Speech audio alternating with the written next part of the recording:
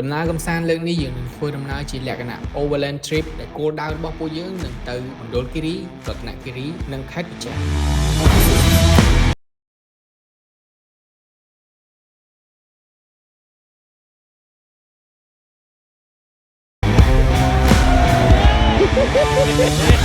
ហើយសម្រាប់ការធ្វើដំណើរពួកយើងនឹងធ្វើដំណើរទាំងផ្លូវជាតិទាំងផ្លូវដីក្រហមទាំងធ្វើការឆ្លងទឹក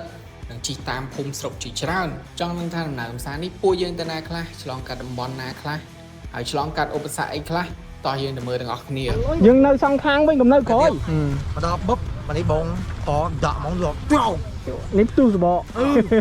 បងដាក់ទៅមកក្រោយចង់ឃើញមុនចង់ឃើញទីគោលមិនហីមិននេះទីគោលលិចឡើងគល់លិចឡើងចិត្តលិចឡើងក្រោយចិត្តលិចឡើង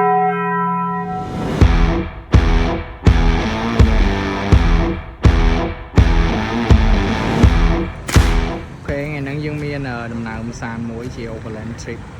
ដែលយើងនឹងទៅខេត្តមណ្ឌលគិរីរតនគិរីស្ទឹងត្រែងជាមួយនឹងកាចេះហើយហ្នឹងមានទូចមានធំមានទូចអានេះ3កបិតរបស់ខ្ញុំសនេតឈើខ្ញុំនៅតែ3កបិតហ្នឹងមាន350មាន NC អីចឹងណាយើងមកជុំគ្នាជឿសប្បាយទាំងអស់គ្នាអូខេទាំងអស់គ្នាឥឡូវយើងចាប់ផ្ដើមចេញដំណើរហើយចាក់ដែងថាជុំខ្ញុំ4កន្លះឥឡូវម៉ោង5ដែរ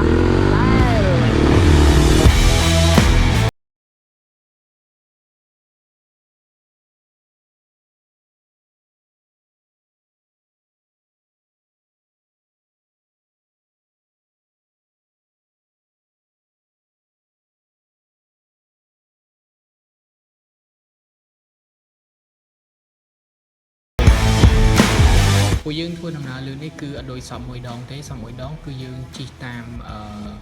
ស្ពានព្រែកតាមាក់ឡើងទៅស្វាយតក៏ប៉ុន្តែជើងនេះគឺពួកយើងជិះតាមស្ពានអ្នកលឿងព្រោះដើម្បី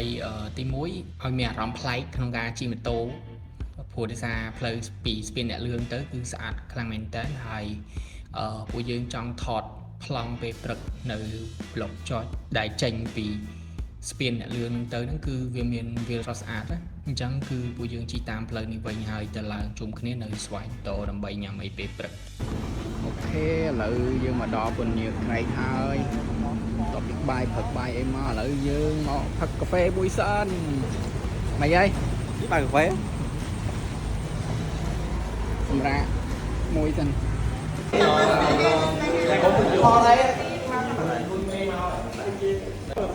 ណែថ្ងៃនេះគេបានមកតឯងគេសបាយមួលគេ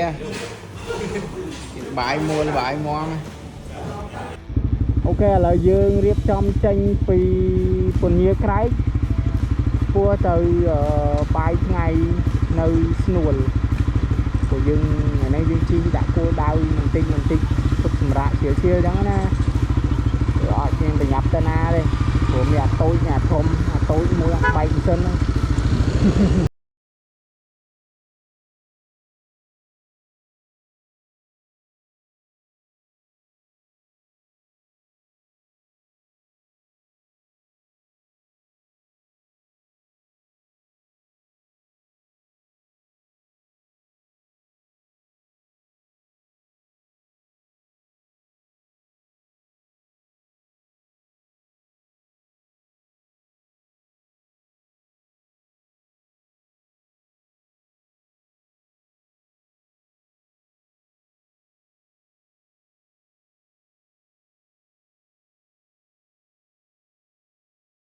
រៀបចំទៅញ៉ាំបាយថ្ងៃនៅស្នួលក៏ប៉ុន្តែដោយសារយើងជិះលឿនដែរលើកហ្នឹងយើងក៏សម្រេចចិត្តថាយើង skip ញ៉ាំបាយនៅស្នួលយើងក៏បន្តដំណើរទៅញ៉ាំបាយនៅកែវសីមាវិញហើយអាចនឹងឆាប់ទៅដល់មណ្ឌលគិរីព្រោះគោលដៅយើងថ្ងៃហ្នឹងគឺយើងទៅគេងនៅអូរាំងតាមផ្លូវធ្វើដំណើររបស់ពួកយើងពីកែវសីមាឆ្ពោះទៅកាន់ខេត្តមណ្ឌលគិរីហើយតំបន់អូរាំង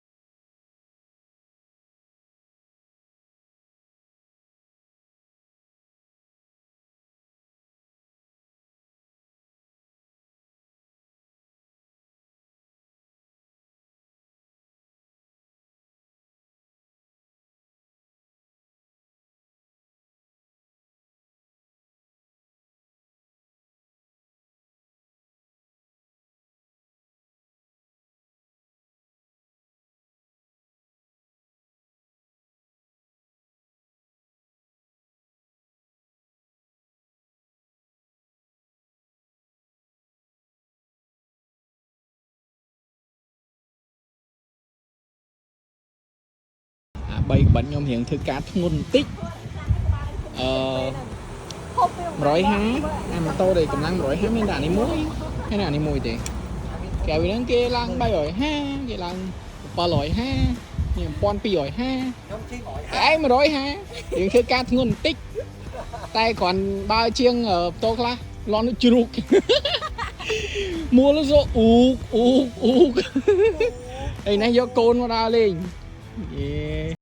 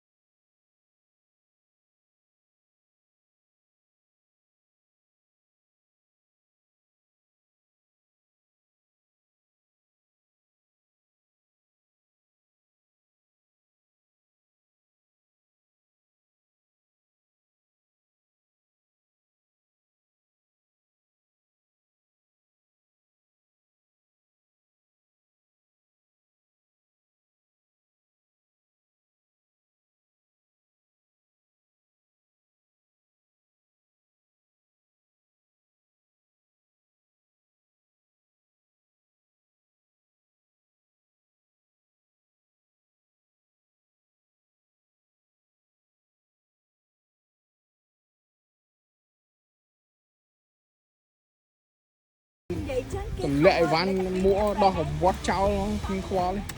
ណាញ់មកជីហត់ប៉ុណ្ណេះហើយ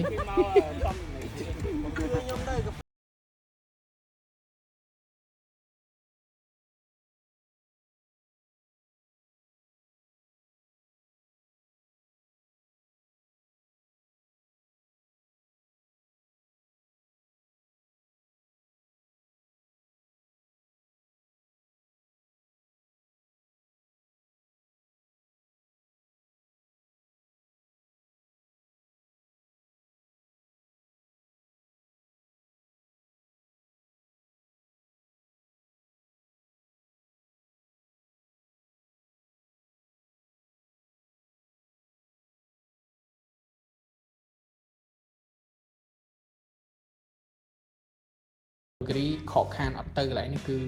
ពិតជាស្ដាយមែនតើ